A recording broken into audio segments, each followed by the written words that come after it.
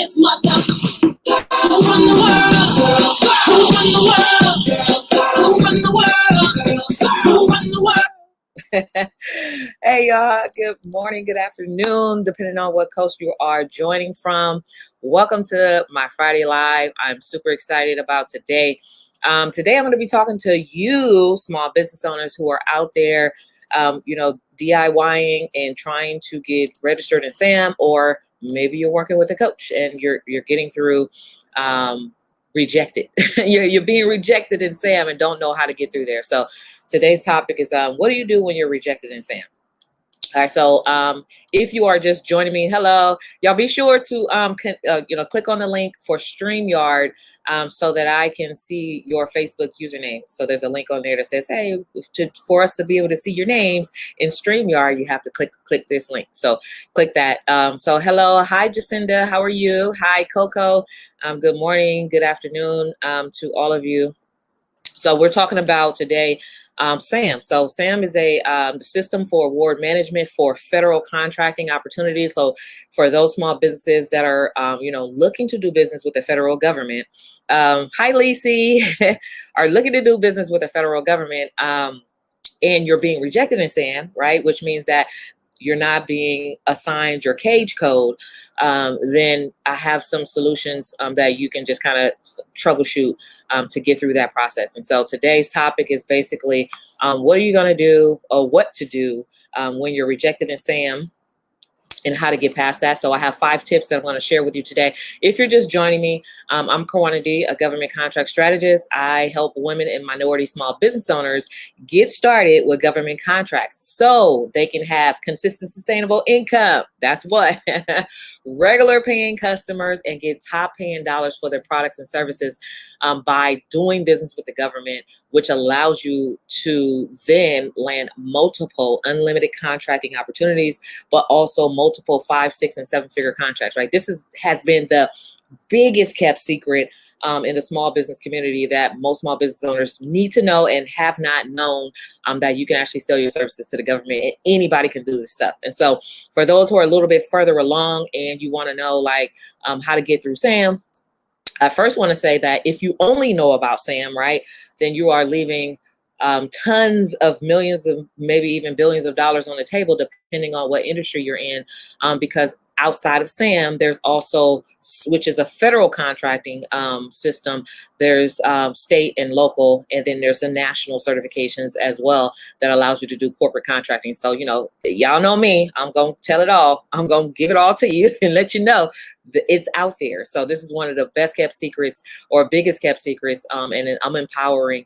small business owners how to grow their business and get started with government contracts in a simple system, by implementing a simple system into your business. So one of the most common issues that I do see happening amongst small business owners that are attempting to become federal government contractors are they're being rejected in SAM. And that is a big issue, right? So, and they don't know why. And some people don't know that your cage code is awarded to you as a part of the SAM registration. So they think there too. Now that I have my cage code, can I get registered in SAM? Well, SAM is the system that allows you to get a cage code. And so it's all the same. So it's just one big giant registration process to become a federal contractor. And so a lot of times what happens is if your information is incorrect in any kind of way, mismatch information, then you will not be awarded a cage code, which means your SAM profile will be rejected and then you won't be active. So, but the best thing that you can do is learn from the process, right? So this is exactly what I've done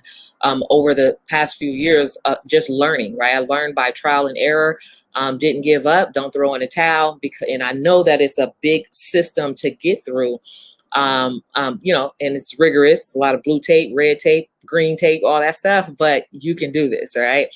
So here are 5 tips and things to look for when you're trying to correct your SAM registration so that you can become an active federal contractor. So let me say hello to some of you that are just joining. Hi, Jenna. Hello, Pia. Hi, Simone. Hi, Trey. Hi, Serena. Who else we have? Facebook user. Hello. Irene McGlimpsey, hello. Hi, Danielle. So how many of you are already active in SAM? Let me know in the chat if you're already active in SAM, you're a federal contractor, and maybe you're already, or you want to know what's next. Maybe you've already gotten past that part. But for those who have attempted to get registered in SAM and are running up against, rejections, the best thing I can say is, read, because they tell you exactly how to fix that, right? And so here are the 5 tips and things to look for when you run across the problem of being rejected in SAM. Number 1 could be your business address, okay? So there are, when it comes to the federal government, one thing they do not play, they don't play, is they do not accept PO boxes, like for virtual addresses. Like, so if you're using a virtual address, you want to make sure that your virtual address is an actual physical location. Sometimes, depending on what agency, what type of virtual company you're actually using, sometimes it's just automatically a no in SAM, right? Depending on who you're using. I know people have used DaVinci and gotten rejected, and regardless, you've had to either upgrade to an actual physical office space to use that address. But there are some workarounds. So companies that I recommend, or the company that I recommend that I've seen fly without any problems, are Regis, right? Same stuff, but it's a virtual office that's basically zoned in an industrial area, a physical office where you can actually walk into that office and meet and greet and pick up your mail, all that stuff. And so normally, the first reason why you're probably rejected in SAM is going to be the address. So you want to check that, right? So audit, you have to just kind of do a business audit and see, am I using a PO box? Am I using a USPS address? Am I using a virtual address that comes in the system as, basically a fake address or whatever? And so that is something to look for. And if you are doing that, so the first thing I would do, if you're using a home address, that's completely fine. You can do that. In fact, that can be a solution. Even if your business information everywhere else, like your certifications everywhere else, is using a virtual address. When it comes to the federal, if you run up against problems, then that is an option for you to be able to just use your home address, which will fly, which will get through with flying colors. So you don't have to worry about that. However, if the address is a problem, what you will have to do is go back to Dun & Brad, update the address there, wait like 48 hours to 72 hours, refresh your SAM's profile, and the new address will appear, and then resubmit your application. And so most of the time that works. Another thing to look for is sometimes when they're getting ready to assign a cage code, they sometimes send an email asking, are you the personal point of contact? Because the personal point of contact cannot be a government agency, and they want you to verify that, right? So all you do is just say, hey, yeah, I verify that I'm the personal point of contact. I'm not a part of a government agency. I'm an individual business owner, right? Sometimes they want you to verify that your email belongs to you, and that if they call you at the number that you provided, is going to go to you as a person, right? So if you just respond to that email from Cage, then with those answers to verify those things, and then they'll assign your Cage code. And so sometimes it's just the information that you just have to pay attention to what they're asking and respond accordingly. All right, so business address is number 1. Hi, Charles. I'm bidding, but have not won anything yet. Okay, so let me see. Irene, I said hello. I contacted, so she contacted her local PTAC officer. Awesome. I got my business license. Good. And LLC. Awesome. Congratulations on that. And let me see, who else said something? So Portia Jackson said, wait, what's a PTAC? Somebody said, what's a PTAC? So it's called PTAC, but it stands for Procurement Technical Assistance Center, right? So it's a free agency that's paid by the federal government to give you technical assistance with your contracting business. And so definitely you can look up PTAC and find your local PTAC office near you, and it's a free service to you. Let me see. Can you tell me, can I register for SAMs?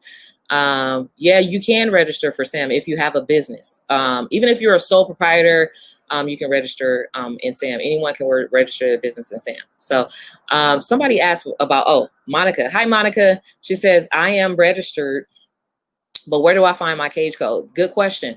So if you're registered, log into SAM, sam.gov, or of course you got to log in. And then if you go under on the left side, if you go under entity registration, click on your entity and it's going to show you. It's going to show you your DUNS number, your business number. It's going to say active. It's going to say cage number, all that stuff. So you can actually just log into your account and find your cage code. The only reason why you would physically want to get access to your cage code is to put it on a capability statement. Otherwise, it doesn't mean anything. It's not something that you really need to have on hand unless you're, putting it on your capability statement. Okay. Hi, Katrina. Yeah. So hopefully that answers your question. So you should know where to find it. Let me see. So other questions. It says, be careful with your address. No apartment numbers for apartments. Yep, you must use an apartment number. Must have the last 4 numbers of your zip code. Yeah. So good. Yeah, good points, Trey. And so also, like, if you're using a virtual office or a shared office or anything like that, you must have a suite number, because when they look it up, if they see multiple businesses, they're going to need to verify that you're not associated with the multiple businesses. And normally you will have to have some type of suite number or whatever. And so even with if you're using your home address, you definitely want to put your apartment number as well. And so, yeah, so it's real technical, but I don't want you to be discouraged at all, because the federal government system is just, it's just that rigid. That's the only system where everything has to match across board. You have to dot the I, cross the T's in order to get through. So if you really are serious about your business, then you wouldn't let that be an excuse to just give up. You will just, move forward, right? Fail forward, learn from your mistakes, and keep trying, and go ahead and get those numbers submitted so that you can become active, right? And once you become active, then you're okay to go ahead and start bidding. So Charles says he makes a good point. I'm bidding, but have not won anything yet. So, which is a great experience. And so I want you to look at it like, this is a really great experience, right? So if you're bidding on things and haven't won anything yet, then you have to think about, and I know strategies, you have to think about strategies. First, the first thing to do when you're bidding and not winning anything is you want to know why, right? So always reach out to the agency and ask them for a debrief. Why am I not winning? What can I do better, or whatever, and use that as a learning experience. But also, it all depends on, are you bidding for things that you're not qualified for? How are you responding, right? So you have to really look through what they're asking for you to provide in the RFP, for example, and how you're responding to that. Are you what do you call it? Non-responsive. Did you miss some things that they specifically asked you? Did you miss to or forget to add an extra form that they asked you to sign? Everything has to be on point, right? And then if you're bidding as a prime, you have to make sure that you're responsive. If you're bidding as a sub and not winning, that's because the prime didn't win. Okay, that's it. All right. So if you have any other issues, the first thing I would say is to ask to be debriefed. And ask how you can do better, what you can do better next time, and then take a look at what you've bidded and see where where your strengths are, or what seems weak. But also, that is a perfect opportunity to request a copy of the last winning proposal or winning bid, right, through the public records request. Okay, so that is the perfect opportunity for you to request a copy of public records, so that you can actually see, well, this is how, the last person that won this type of contract, this is what they submitted. What can I learn from them?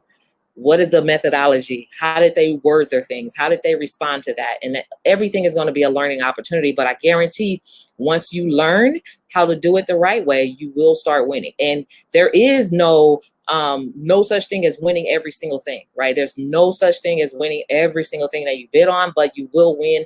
And the more you learn how to do it correctly, the more you will win. And the more bids you actually submit, the more you will land. And so it's all going to be a little bit of a learning curve.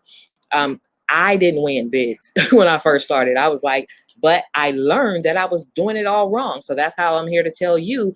I'm able to share with you my experience, and I'm able to share with you how to do it the right way, how to ask for public records requests, and how to ask for debriefing, so you can actually see what you did wrong and just look over your work and learn from those experiences, right? So John Maxwell says it best when he says fail forward, right?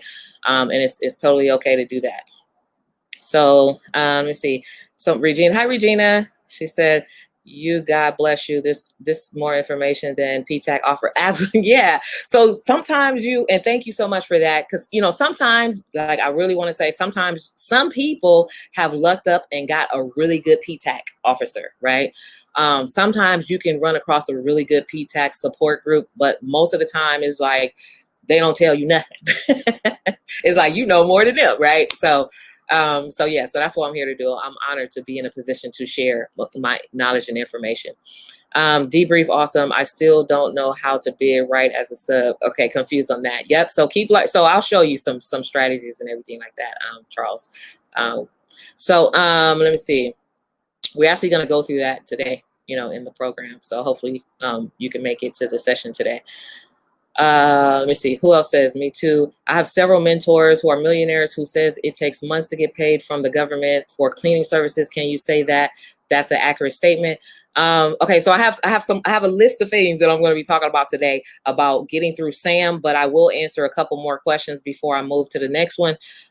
See, my PTAC just retired after 25 years. So several mentors, millionaires, takes months to get paid. It all depends, right? So, so sometimes, most of the time, for the most part, this is how it works. When you have a contract with government, when you have a contract, for the most part, when you sign that contract and you don't read, right? If you're not reading, and you're signing just anything, then you don't know what the terms are. You don't know what the pay terms are, right? They may say 60 days, 90 days, right? So that's where your reading comes in, or you get a business attorney to look at the contract before you sign it, and you negotiate what your payment terms are. Because guess what?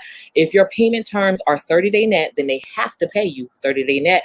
And if at that point, if it's late, then you can impose a penalty, make them pay you for being late, right? So it's really, first I want to say, every experience is going to be a learning experience, but also this is an opportunity for you to learn and grow, right? As you grow and get these types of experiences where you're getting, they're late paying you and everything, like, it helps you to become a CEO. It helps you to hold them accountable. So all of these things you're supposed to take action on, okay? So if they're late according to the contract, there should be a penalty, okay?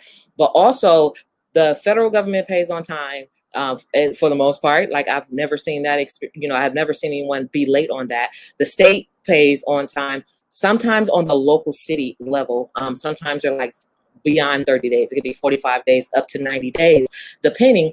But when you're consistent with landing multiple contracts, so that the whole key is to not just have one, right? So the whole key is to land multiple and land them simultaneously. That way, if somebody is late, it doesn't matter, because you got multiple checks coming in from multiple agencies, right? From primes and agencies, right? Simultaneously. So it doesn't matter, because your bread game is on. It doesn't matter. So that's the position you want to be in. You want to be in a position to where if somebody is late, you'll handle that, right? You'll impose like a penalty for being late if it's in your contract for them to be on time. But also, you have multiple contracts coming in, checks coming in simultaneously, so your money game is up and you don't have to worry about none of that, right? So that's where you want to get to. Do you determine the penalty? Good question. Yeah. So yeah, you determine the clause of whatever in your own part of the contract when you're negotiating. You can say 30 days net or 20% penalty, right? You determine all that. They're not going to tell you, oh, charge us 20% or charge us 50%. Oh, they're not going to tell you to penalize them. But that is a part, something that you need to do in your negotiating part of the contract. Okay. All right. Yeah. So the key is to land multiple contracts simultaneously, right? So it's hard, especially if you just have one and you're really depending on that, and then sometimes things happen where an agency is late. You know what I mean? Like, but normally you will see that on like the local level. So it all depends on like what level of government is he working at. All right, so number two. So number one, getting through SAM, rejection, sometimes it's the business address. Number two, it could be your business name, right? So I've had clients that I've worked with who's been rejected in SAM, and it's normally because maybe they don't know that they're a sole proprietor and they think they're an LLC. Maybe they're an LLC and they're putting sole proprietorship, right? And if you are a sole proprietor, then guess what? Your business name is your name. So that is a good point, right? if you are a sole proprietor registering your business in SAM, your business name is your name. The DBA is the name of your business, right? And then your fictitious, then you need to have a copy of your fictitious business name statement. So, and just in case they ask you for that, you need to have it on hand that, yep, I'm doing business as a sole proprietor, which is me. I am the business. My taxes say X, Y, and Z is my name, right?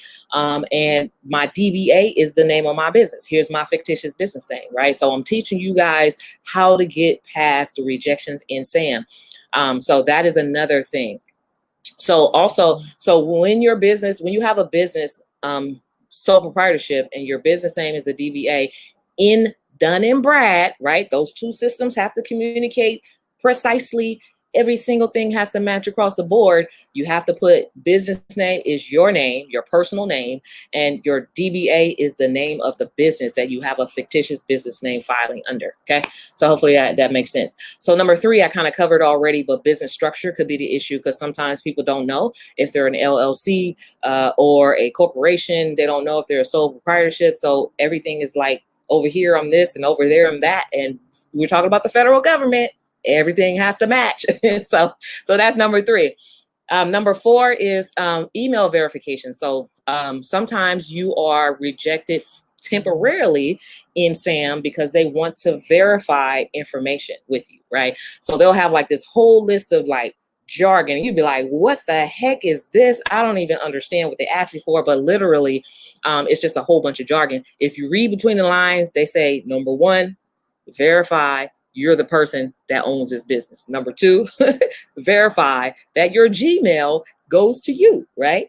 Or do you have a business email account that you can use? That, right? So they tell you specifically. So you have to like not panic, put on your cute little glasses and read, and then respond accordingly. Okay. So you have to go through the email verification process. Okay. And then number 5, the 5th thing that you want to take a look at if you're being rejected in SAM is what does it say on your taxes? Okay, because sometimes it's like when you file your taxes, you don't put your business name, you put in your name, right? So so your EIN have to match what's on your taxes or whatever. So if you're, for instance, if you're a sole proprietorship or you have a business and when you're filing your taxes, instead of using your EIN when you're filing your taxes, you're using your social security number, right? So your social security number matches your name. So you have to look at all those things, right? Because if you're filing business taxes, then of course you're using your business name and you're using your EIN and not your personal name and your social. So all of that stuff has to match. So when you're registering in SAM, you're like, I have a business.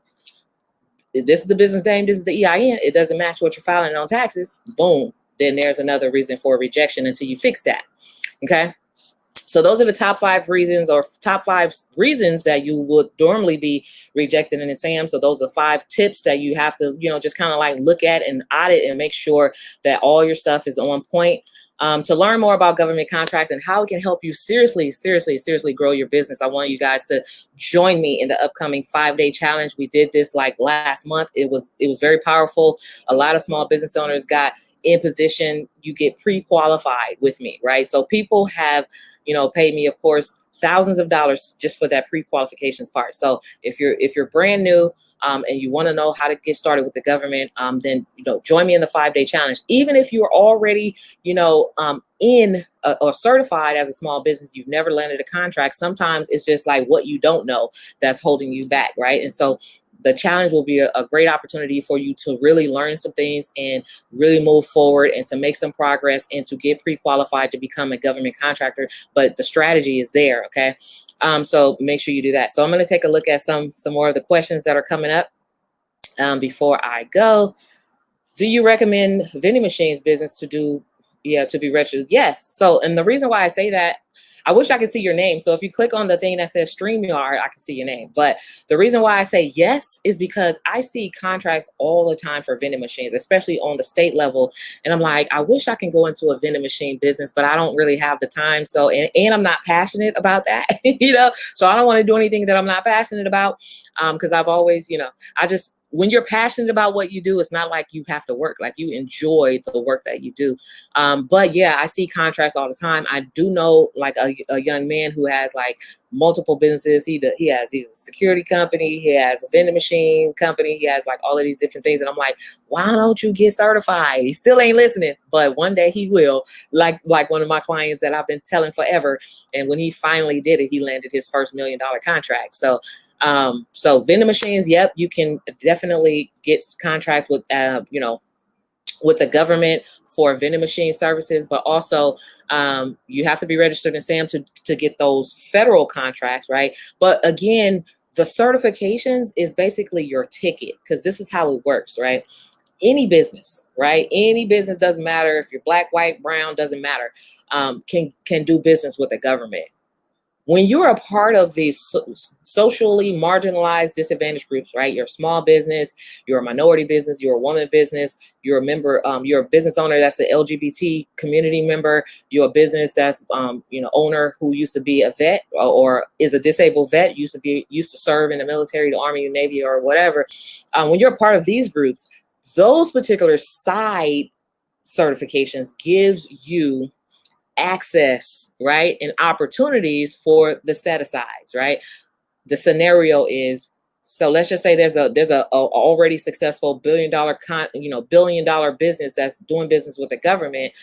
They don't have any certifications, but they're doing business, right? In order for them to even get a contract, they have to utilize small businesses of these concerns. They have to utilize you. They have to give a piece of the pie to you, right?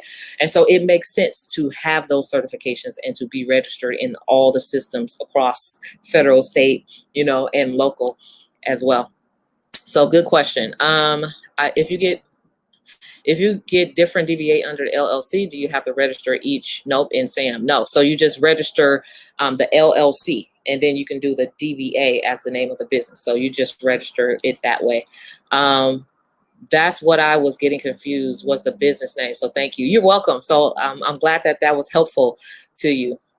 Frank says, what are the odds of getting a contract for janitorial cleaning for a new business less than a year, already registered in SAM? So the odds are what you believe they are. So I always talk about the mindset, right? If you believe you can, you're right. If you believe you can't, you're right. Whatever limitations you set for yourself are the limitations that you set, not the government, right? And so there's no such things as odds. It's like, just get out there and do it and get them. And that's it, right? So just like anybody else, everybody's journey is going to be different, right? There's no one answer that says, oh, after 3, you'll get one, right? It's not a system that works like that. It's just like, you have to do it, and then you'll land them, right? Eventually, yes, you'll be rejected a few times, but again, it's a learning experience as to why, right? And then that's where the strategies comes in that's where the strategy comes in, right? And so for janitorial cleaning, this is the prime opportunity. This is the prime time, right? It's the prime time to do business with the government, because guess what? COVID is here. It's not going anywhere. Everybody's required to have some type of cleaning, something done in order to open their businesses, their agencies. Everybody's looking for solutions right now. So you are very in high demand. Your certification is going to give you the ticket, right? But also, especially as a minority-owned business, right? So especially as a minority or woman-owned or whatever, small disadvantage-owned business or whatever. So right now is the perfect time, and it doesn't matter if you're in business for 5 minutes. It doesn't matter if you're registered. You can do business. If you're registered, you can get a contract. If you're registered, you have your ticket. And so definitely don't take that lightly. Yeah, you can get contracts. It's really just about how you're doing it. Are you doing it as a prime? Are you looking for primes to sub with? Your strategy is going to be very key at landing contracts. Okay. So I've seen upcoming RFPs for vending machines. Yeah. So I've seen them. I see them all the time. So I can't get registered. I can't get registered contracts without my taxes matching. So, basically it doesn't, you can't get registered in SAM, right? Again, we're talking about one system, federal, unless everything matches. So if you're being rejected, those are the things you want to take a look at. That's it. It's just like, it's not something that you, It's not something that's just like written in stone. But if you're being rejected and you don't know why, then you want to take a look at those 5 things that I talked about. Your name, your business name, is everything matching on your taxes? Like, does your EIN match? All that stuff. It has to match, right? Otherwise, you're just gonna be rejected. That's just the way the system works. So, hi, Stacia. So Stacia says, grab your seat at govconchallenge.com. That is for the 5-day challenge, the free 5-day challenge, where you actually get to work with me personally, where I walk you through the 5 days of getting in position to be qualified, to learn about your worth, your value, how much is the government is spending, all that stuff. We go through it all, right? So I don't leave any stones unturned. I talk about my personal experience, things I've learned, things that's going to help you to pre-qualify yourself for government contracts so that you're ready, right? So the more you know, the better opportunities, you'll be able to have for yourself, okay? Do you have to have a certain business to provide products to the government? No, you don't, Sheena. You just have to have a business, period. That's it. You just have to have a business. Looking forward to the challenge to complete all the tasks. Awesome. What is the professional name for bid for submitting? Wait, what is the professional name for bid for submitting a government contract? I'm not really understanding that. So basically, you're bidding. I don't really understand the question. So maybe you can ask it in a different way. Is there a particular place in sam.gov to become a subcontractor? No. So, and that's it. I'm somebody at my door. Leave it at the door. So I'm actually, sorry. Got my office space now, so I have like packages being delivered. So is there a particular place in SAM to become a subcontractor? No, that's a really good question. So once you become a registered contractor, you are a registered contractor. And say again, SAM is federal. You're a registered contractor, period. Now, as a registered contractor, now you have to think about, do I want to, like, the strategy? Here's a strategy. Do I want to go after a contract as a prime, right? Which means, like, if I'm a janitorial service and there's a janitorial contract, I can go after that as a prime, right? No sub, nobody in between, and I'm not under anybody. I can go after that directly, right? Or do I want to go after another opportunity as a sub that provides a small scope to the overall picture, which means that if there's a construction, right, contract, and that's just an example, and a part of construction is construction cleanup, right? That's where I can come in as a janitorial company and just do the construction cleanup part or the cleaning part or whatever, right? Then I'm as a sub. So it depends on you. What do you want to do? How do you feel comfortable? When you're doing prime contracts, that means you're responsible for all the reporting. You're responsible for everything. When you're doing subcontracting, all you have to do is put your package together, your scope of work, your numbers, and give it to the prime. They put in their bid, which includes your numbers, right? If they win it, you win it. Y'all all win together, right? So it depends on you. You can do both. You can do both simultaneously, but you always want to look at an opportunity as, what way do I want to approach this opportunity? Okay.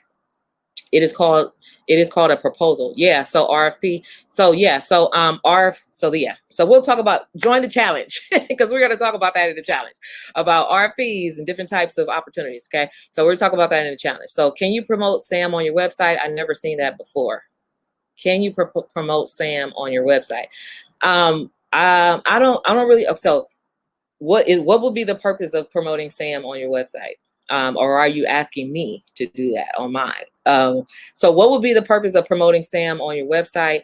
If you're looking to get contracts, you can say I'm federally contracted, or I'm a federal contractor for the federal government, or I'm a certified small business or whatever for the federal. You can say that stuff on your website, but I don't understand the purpose of promoting SAM on your website. Do contracts have to be in your area? If you're federally certified, you can do business anywhere in the United States.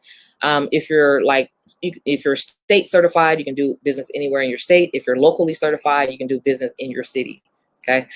So they don't have to be in your area. Depends on what certification you're using to get contracts. NAICS codes, can I add NAICS codes to fit the contract I want to? Yep. Yeah, I like that, Regina. So strategies, you're thinking about those strategies. So yeah, so if it's something that you see and that you just discovered and you're like, oh my God, I can do that. It's totally in alignment with what I love to do and it makes sense in my business. I'm going to go and update my NAICS codes, right? So you can do that. You can add NAICS codes. What's your ratio of wins, prime versus subs? Good question. I don't do the percent. I haven't done the percentages of that, but I will say primarily a lot of my contracts are subcontracts. I do have some prime contracts. Like I have a few prime contracts, but most of the bulk of what I do is subcontracts because I love to partner with other people, let them do all the reporting, documentation, and all that stuff, and I get a piece of the pie. And so that's just how it works for me. If I have multiple businesses, do I need to register all of them, all of my different businesses through SAM, or just one, although the business are under different names, structures, and EINs? So that's up to you as well. So do you want to register all of them? You can.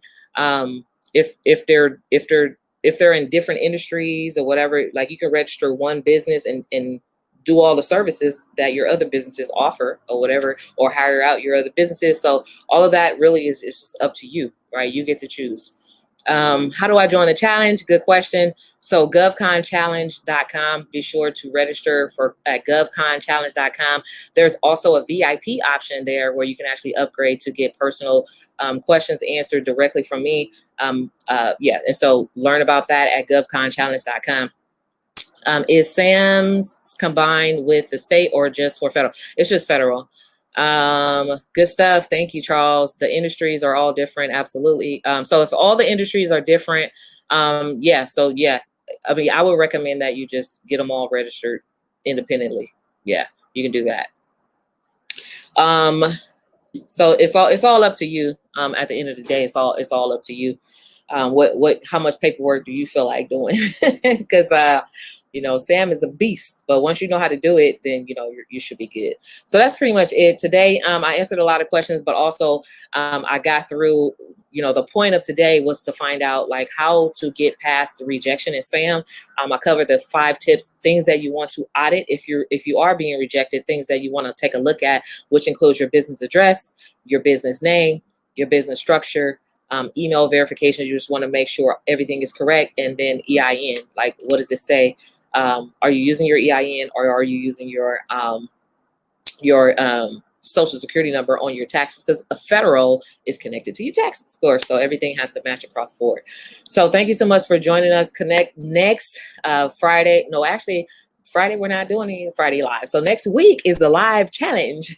So we're having a live challenge every single day of next week at 11 a.m. Pacific Standard Time, which is 1 p.m. Central, 2 p.m. Eastern. So be sure to register, RSVP your seat. Join us here live. We're going to go through getting pre-qualified. There's a lot of takeaways, and you're definitely going to hit some milestones. So if you're serious about growing your business and getting in position and learning more information about contracting, sometimes it's just really what you don't know that can help you. Never know what you're going to learn, right? And so join us at govconchallenge.com. So Stacia just dropped the link, govconchallenge.com. So let's see. Thank you. You're welcome, Joy. Okay, cool. That's all I need to know. That's what I need to know if I need to be registered independently or not. You're welcome, Pia. Do you have a business plan? Do you have to have a business plan to bid on the contract? No. I'm excited, pushing forward. Oh, cool. Great. Continue to be great. Thank you, Coco. So, Jay, as far as business plans, you do not have to have a business plan to bid on any type of contract or anything like that. But it is good to have that because your business plan, I just wanted to say that before I drop off, because it's good to have it. Like eventually, if you're serious about business, because your business plan is your roadmap.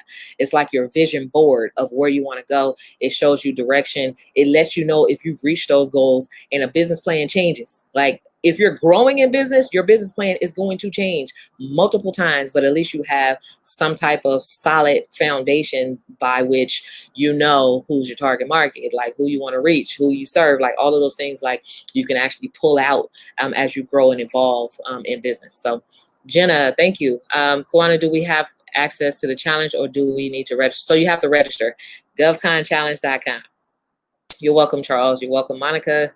Thank you, and you're welcome. All right, so I'll see you all in the challenge. Again, remember to go to govconchallenge.com. 5 days of amazing transformation where you get pre-qualified to do business with the government, and you learn exactly how much you're worth, how much you can charge, like who's getting contracts. It's so many things that we go over.